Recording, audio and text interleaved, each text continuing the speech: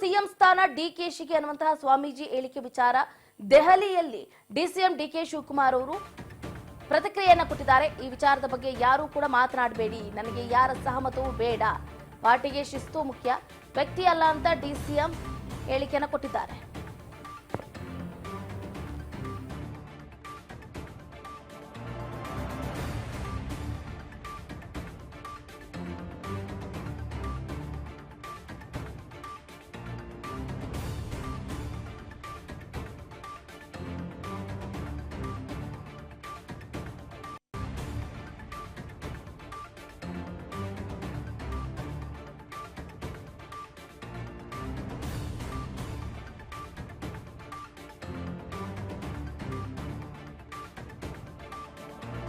ಏನು ಚಂದ್ರಶೇಖರ್ ಸ್ವಾಮೀಜಿಗಳು ಮೊನ್ನೆ ಕೆಂಪೇಗೌಡ ಜಯಂತಿಯಂದು ಒಂದು ಹೇಳಿಕೆಯನ್ನ ಕೊಟ್ಟರು.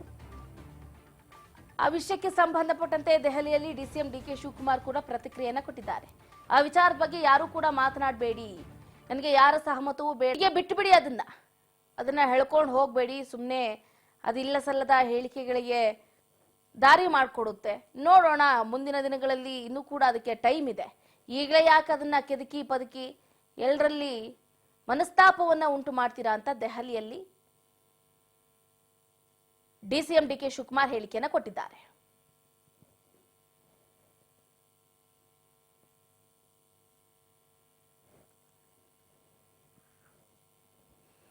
ಯಾವ ಡಿಸಿಎಂ ಚರ್ಚೆನೂ ಇಲ್ಲ, ಯಾವ ಚೀಫ್ ಮಿನಿಸ್ಟರ್ ಪ್ರಶ್ನೆ ಇಲ್ಲ.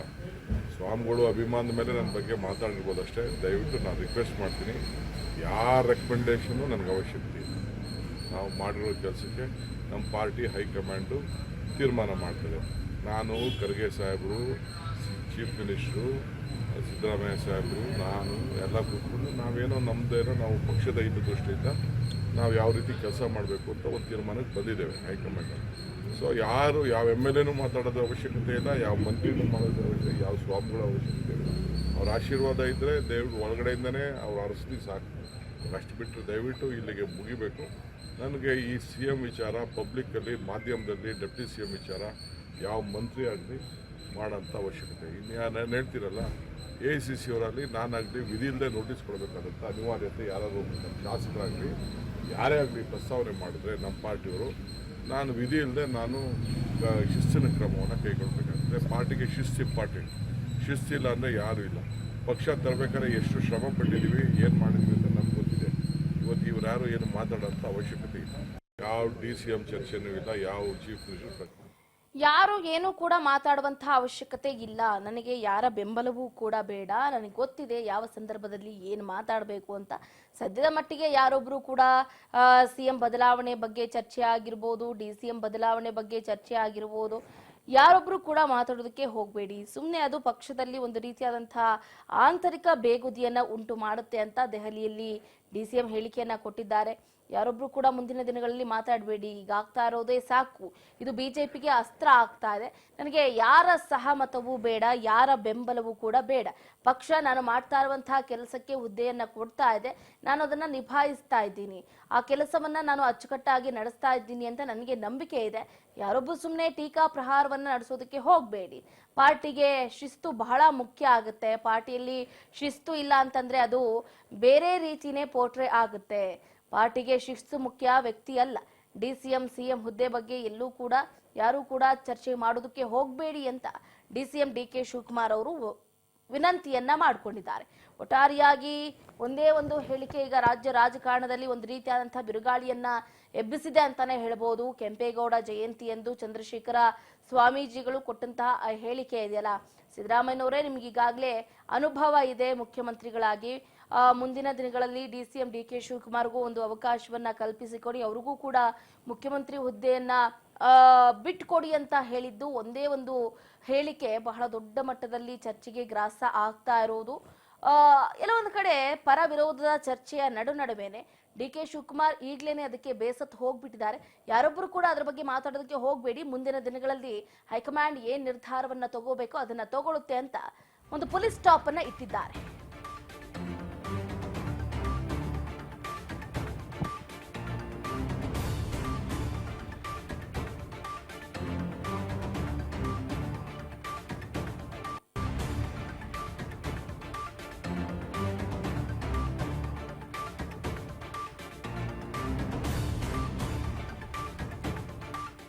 ಸ್ವಾಮೀಜಿಯಿಂದ ಹೇಳಿಕೆಯನ್ನ ಕೊಡಿಸಿದ್ದು ಯಾರು ಅನ್ನುವಂತಹ ಪ್ರಶ್ನೆ ಈಗ ಮೂಡ್ತಾ ಇರುವಂತದ್ದು. ಡಿಸಿಎಂ ಡಿಕೆಶಿಗೆ ಹೈಕಮಾಂಡ್ ಪ್ರಶ್ನೆಯನ್ನ ಮಾಡಿದೆ. ಸ್ವಾಮೀಜಿಗೆ ಯಾರು ಹೇಳ್ಕೊಟ್ಟಿದ್ದು ಆ ತರ ಕೇಳಿ ಅಂತ. ಕಾಂಗ್ರೆಸ್ನಲ್ಲಿ ಸಿಎಂ ಡಿಸಿಎಂ ದಂಗಲ್ ಹಿನ್ನೆಲೆ ಈ ಪ್ರಶ್ನೆ ಮುನ್ನೆಲೆಗೆ ಬಂದಿದೆ. ಡಿಕೆಶಿಗೆ ತರಾಟೆಯನ್ನ ತೆಗೆದುಕೊಂಡಿದೆ ಕಾಂಗ್ರೆಸ್ ಹೈಕಮಾಂಡ್. ಒಂದು ಹೇಳಿಕೆ ಕಿಚ್ಚನ್ನ ಹಚ್ಚಿಸಿದೆ. ಸ್ವಾಮೀಜಿ ಸೇರಿದಂತೆ ಸಚಿವರ ಹೇಳಿಕೆಯಿಂದಲೂ ಕೂಡ ಹೈಕಮಾಂಡ್ ಗರಂ ಆಗಿದೆ.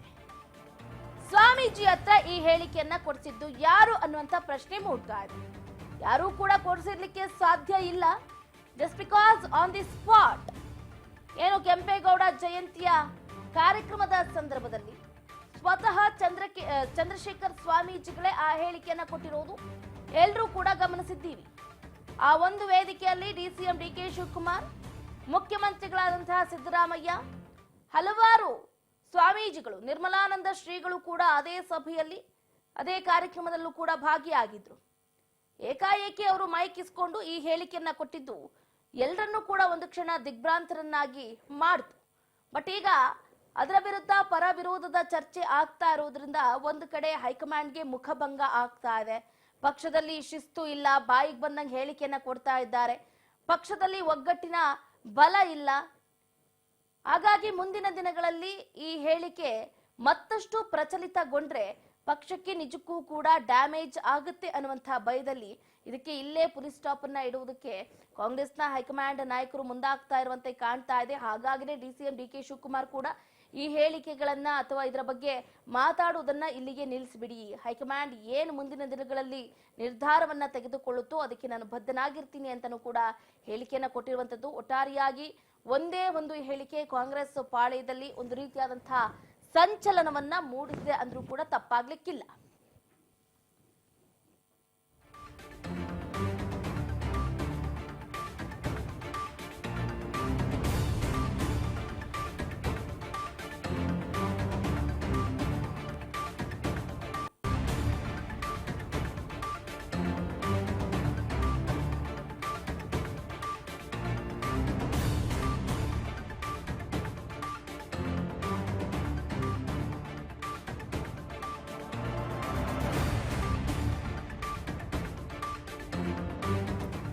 ಡಿಕೆಶಿ ವಿರುದ್ಧ ಏನು ದೂರು ಕೊಟ್ಟಿದ್ದಾರೆ ಸಿಎಂ ಬಣದ ಸಚಿವರು. ಡಿಕೆಶಿ ವಿರುದ್ಧನೇ ಈಗ ಸಿಎಂ ಬಣದ ಕೆಲವು ಸಚಿವರು ದೂರು ಕೊಟ್ಟಿದ್ದಾರೆ. ಡಿಸಿಎಂ ಸಿಎಂ ದಂಗಲ್ಗೆ ಕಾರಣ ಡಿಕೆಶಿನೇ. ಹೈಕಮಾಂಡ್ಗೆ ಡಿಕೆಶಿ ವಿರುದ್ಧ ದೂರು ಕೊಟ್ಟಿದ್ದಾರೆ ಹಲವು ಸಚಿವರು. ಕೆಪಿಸಿಸಿ ಅಧ್ಯಕ್ಷ ಸ್ಥಾನ ಬದಲಾವಣೆಗೆ ಸಚಿವರು ಒಂದು ಕಡೆ ಪಟ್ಟನ್ನ ಹಿಡಿದ್ರೆ ಕಾಂಗ್ರೆಸ್ನಲ್ಲಿ ಸಿಎಂ ಡಿಸಿಎಂ ದಂಗಲ್ ಹಿನ್ನೆಲೆ ಡಿಕೆಶಿಗೆ ತರಾಟೆಯನ್ನ ತೆಗೆದುಕೊಂಡಿದೆ ಕಾಂಗ್ರೆಸ್ನ ಹೈಕಮಾಂಡ್. ಡಿಕೆ ಶಿವಕುಮಾರ್ಗೆ ಈಗ ಒಂದು ರೀತಿಯಾದಂತಹ ಸಂಕಷ್ಟ ಎದುರಾಗಿದೆ. ಪಕ್ಷದ ನಾಯಕರೇ ಡಿಸಿಎಂ ಡಿಕೆ ಶಿವಕುಮಾರ್ಗೆ ಎದುರು ಬೀಳ್ತಿದ್ದಾರೆ. ಇಷ್ಟು ದಿನಗಳ ಕಾಲ ಆಡಳಿತವನ್ನ ಅಚ್ಚುಕಟ್ಟಾಗಿ ನಡೆಸ್ಕೊಂಡು ಹೋಗ್ತಾ ಇದ್ದಾರೆ ಉಪಮುಖ್ಯಮಂತ್ರಿಗಳು ಅಂತ ಹೇಳಿದವರೆಲ್ಲ ಈಗ ಅವರ ವಿರುದ್ಧನೇ ತಿರುಗಿ ಬೀಳ್ತಾ ಇದ್ದಾರೆ. ಸಿದ್ದರಾಮಯ್ಯನವರ ಬಣದಿಂದ ಡಿಕೆ ಶಿವಕುಮಾರ್ ಅವರ ವಿರುದ್ಧವಾಗಿ ದೂರನ್ನ ಸಲ್ಲಿಸಿರುವಂತದ್ದು. ಜಸ್ಟ್ ಬಿಕಾಸ್ ಇಷ್ಟು ದಿನಗಳ ಕಾಲ ಸಿಎಂ ಬಗ್ಗೆ ಯಾರೊಬ್ರು ಕೂಡ ಚಕಾರ ಎತ್ತಿರ್ಲಿಲ್ಲ. 2.5 ವರ್ಷ ಆದ್ಮೇಲೆ ಅದು ಬೇರೆ ಮಾತು. ಬಟ್ ಈಗ ಮುನ್ನೆಲೆಗೆ ತಂದಿದ್ಯಾರು? ಚಂದ್ರಶೇಖರ್ ಸ್ವಾಮೀಜಿಗಳಿಗೆ ಈ ರೀತಿ ಹೇಳ್ಕೊಟ್ಟವ್ರು ಯಾರು? ಅವ್ರು ಏಕಾಏಕಿ ತುಂಬಿದ ಸಭೆಯಲ್ಲಿ ಆ ರೀತಿ ಮಾತಾಡಿದ್ದು ಯಾಕೆ ಅನ್ನುವಂತ ಹಲವಾರು ಪ್ರಶ್ನೆಗಳು ಉದ್ಭವ ಆಗ್ತಾ ಇದೆ. ಏಕಾಏಕಿ ಅವರು ಇದರ ಬಗ್ಗೆ ಮಾತಾಡ್ಲಿಕ್ಕೆ ಸಾಧ್ಯನೇ ಇರೋದಿಲ್ಲ. ಬಟ್ ಈ ವಿಷಯ ಎಲ್ಲೋ ಒಂದು ಕಡೆ ಪ್ರಸ್ತಾಪ ಆಗಿರಬೇಕು.